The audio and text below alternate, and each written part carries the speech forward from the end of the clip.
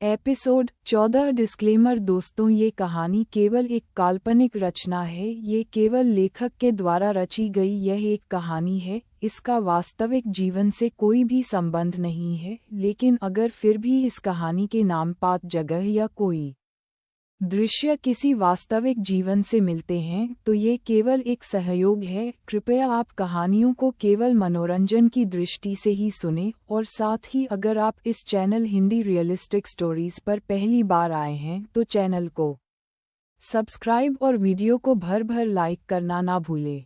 धन्यवाद। Hotel crown Vista जाना माना होटल जरूर था, लेकिन था शहर के बाहरी हिस्से में। यहाँ ज्यादातर शहर के बाहर से आने वाले लोग ठहरते थे। शायद इसीलिए श्रीमन ने इस जगह को उस मुलाकात के लिए चुना था।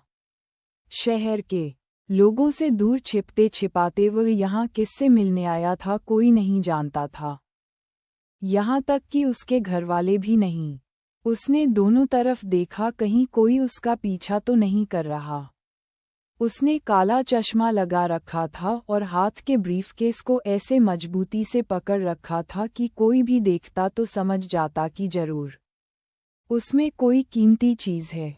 चारों ओर देखकर उसने सुनिश्चित कर लिया कि उसके पीछे कोई नहीं, तो वह तेजी से सधे हुए कदमों से कमरा नंबर 305 की ओर बढ़ने लगा। एक वेटर सामने से आ रहा था। उसने पूछने पर इशारा करके श्रीमन को बताया कि कमरा नंबर 305 बस सामने ही था। कमरे के सामने पहुंचकर उसने धड़कते दिल से बेल बजाई और किसी ने दरवाज़ा खोल दिया। श्रीमन जल्दी से कमरे में घुसा और फुर्ती से उसने कमरे का दरवाज़ा बंद कर दिया। वह जिससे मिलने आया था वह सामने खिड़की के पास खड़ा सिगरेट पी रहा था। श्रीमन को देखकर उसने सिगरेट टेबल पर रखी एस्ट्रे में बुझाई और आकर श्रीमन से हाथ मिलाया। आ गए आप मिस्टर श्रीमन रायज़ादा। वेलकम, मैं आपका ही इंतज़ार कर रहा था। मुस्कुराते हुए उसने श्रीमन का स्वागत किया। हेलो इंस्पेक्टर, मुझे तो आना ही था। आपने कल पुलिस स्टेशन में इशारा किया। मैं तभी समझ गया था कि आप ही मेरी मदद कर सकते हैं। श्रीमन ने इंस्पेक्टर विकास राव से हाथ मिलाते हुए कहा तो दोनों ठहाका लगाकर हंस पड़े। वैसे सच कहूं तो पहले मैं सचमुच चिंता में पड़ गया था। मुझे लगा उस साले वैदिक ने सचमुच मुझे फंसा दिया। फिर आपने रेड मारी तो कितनी हूल दे रहे थे। हा। श्रीमन की बात पर विकास राव फिर जोर से हंसा, फिर गंभीर होकर बोलने लगा। करना पड़ता है mister Raizada. High profile case है, मीडिया इन्वॉल्व है, अपनी भी तो जान फंसी पड़ी है, ऊपर से भी दबाव हम ही पर पड़ता है, सब मैनेज करना पड़ता है। वो तो आप मुझे अपने जैसे लगे, सोचा आपसे तो हाथ मिलाना ही पड़ेगा। एक आंख दबाते हुए कुटिलता भरे अंदाज में विकास राव ने कहा तो श्रीमन कुछ निश्चिंत हो गया। अभी तक तो उसकी सांस अटकी पड़ी थी कि पुलिस इंस्पेक्टर से कैसे निपटेगा। उसे आज सुबह ही इंस्पेक्टर का संदेश मिला था। हाँ बिल्कुल, क्या चोर क्या पुलिस, पैसा चीज़ ही ऐसी है कि सबको भाई बना देता है, दोस्त बना देता है। इंस्पेक्टर साहब, बस आप मेरा साथ दीजिए, फिर देखिए मैं आपको कहाँ से कहाँ पहुँचा देता हूँ। श्रीमन ने टेबल पर रखे ब्रीफकेस की इशारा करते हुए कहा तो विकास राव ललचाई नज़रों से ब्रीफकेस को घूरने लगा, लेकिन उसके हाथ बढ़ाते ही श्रीमन ने लपक कर ब्रीफकेस उठा लिया और बेशर्मी से हंसा। ये भी आपका है इंस्पेक्टर साहब, और हम भी आपके हैं। बस पहले ये बताइए कि आगे आप क्या करने वाले हो। विकास राव दोनों हाथ मलते हुए श्रीमन को देखने लगा। शातिरपना और मक्कारी उसके चेहरे से टपक रही थी। उसकी नज़रें अब भी ब्रीफकेस पर टिकी थीं। पूरे 25 लाख हैं न इसमें। इधर ये मेरे हुए और उधर मैं सबूत की फाइल गायब कर दूंगा। यू डोंट वरी, आपके साले, उस लड़के वैदिक और उसके दोस्त, दोनों को मैं किसी केस में अंदर कर दूंगा। साला थाने में आकर बहुत शोर मचा रहा था, जैसे उसकी बहन को हमने छुपाकर रखा है। इसमें 15 लाख हैं इंस्पेक्टर। बाकी के काम होने पर उस लड़की कृष्णा का सुराग निकालिए। सच बोल रहा हूँ, मैं 5-10 लाख ऊपर से दूंगा। उस बदजात ने मेरा सारा बना बनाया खेल बिगाड़ दिया। लेकिन मेन बात यही है कि चाहे जो हो जाए, पुलिस किसी भी सूरत में मुझ पर हाथ नहीं डालेगी, कहकर श्रीमन ने इंस्पेक्टर के हाथ में ब्रीफकेस थमा दिया और जेब से एक महंगी विदेशी सिगरेट निकालकर सुलगाने लगा। एकदम नहीं डालेगी। हम किस लिए बैठे हैं मिस्टर रायज़ादा? मैं आपको सारी इन्फॉर्मेशन देता रहूंगा कि केस में क्या हो रहा है। बस आप भी मुझे बता देना सब कुछ। देखिए, आपको मालूम है न मीडिया की इन्वॉल्वमेंट कितनी बढ़ गई। इतना आसान नहीं है आपको बचाना, लेकिन मेरा वायदा है कि आपको कुछ नहीं होगा। नहीं, आप मेरे वकील भटनागर के संपर्क में रहिए, वही आपको बताएगा कि आगे क्या और कैसे करना है। इत्मीनान की एक कश लेते हुए श्रीमन ने कहा। ओके मिस्टर रायज़ादा, वैसे मेरी सलाह है कि आप अपने साथ अपने पेरेंट्स और बहन की भी अग्रिम जमानत करवा लीजिए, अपनापन जताते हुए इंस्पेक्टर ने कहा। ओके इंस्पेक्टर, अब मैं चलता हूँ। हाँ बिल्कुल, और हाँ, वो ज़रा मुझे देते जाइए।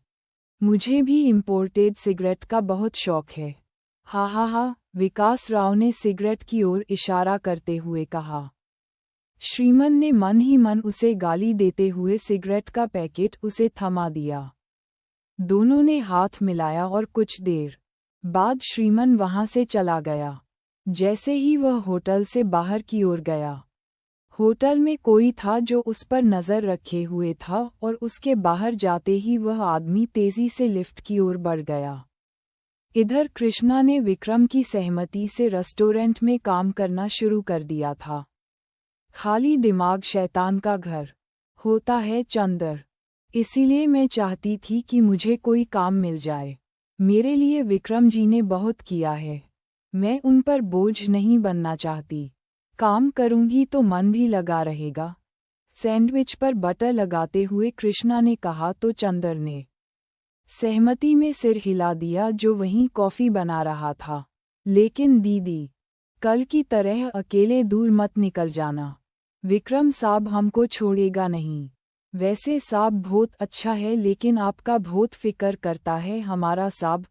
चंदर ने आदतन मुस्कुराते हुए कहा तो कृष्णा से कुछ कहते नहीं बना। बस उसने भी मुस्कुराकर सिर हिला दिया। कॉफ़ी लेकर चंदर तो बाहर चला गया, लेकिन कृष्णा को विक्रम की याद आ गई। विक्रम से वह एक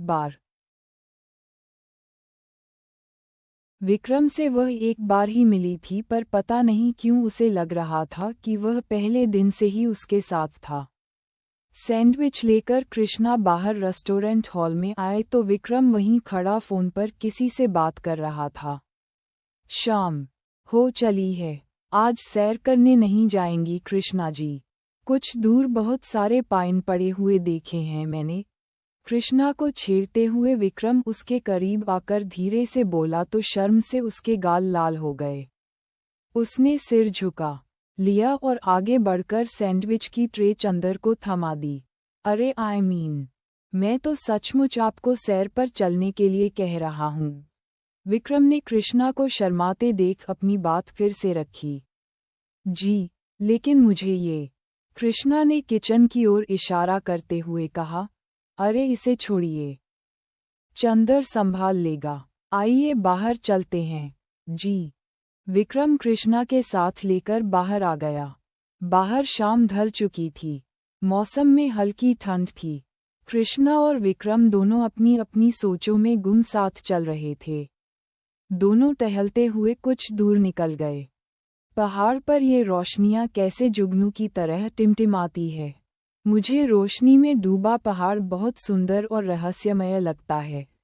कृष्णा की आवाज़ सुनकर विक्रम की सोच टूट गई।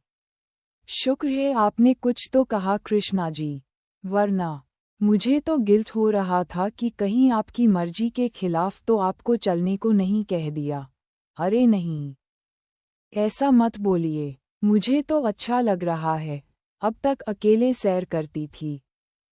अब इन खूबसूरत वादियों में साथ घूमने के लिए आप जैसा दोस्त मिल गया। विक्रम की बात पर उसे टोकते हुए कृष्णा ने कहा तो विक्रम को लगा जैसे उसके कानों ने इससे अच्छी बात कभी सुनी ही नहीं थी। कम से कम कृष्णा ने उसकी दोस्ती कबूल करने का इशारा तो दिया। चलिए अब लौट चलें विक्रम जी, हम बहुत दूर निकल आए हैं। कृष्णा की आवाज़ सुनकर विक्रम का मन हुआ कि कह दे कि तुम्हारे साथ तो मैं जन्मों जन्म तक ऐसे ही चलते रह सकता हूँ। काश ये सफ़र कभी खत्म ही न हो, लेकिन वह कह न सका और उसके मन की बात मन में ही रह गई। ये और बात थी कि उसके बिना कहे ही कृष्णा ने बहुत कुछ सुन लिया था। फिर दोनों वापस पाइन व्यू की ओर जाने वाले रास्ते की ओर बढ़ गए। इधर होटल क्राउन विस्टा के कमरा नंबर 305 में फिर से डोरबेल बजी तो इंस्पेक्टर विकास राव चौंक गया और उसकी समझ में नहीं आया कि वह क्या करे क्योंकि वह ब्रीफिक्स खोलकर बैठा पैसे गिन रहा था। तभी डोरबेल फिर से बजी और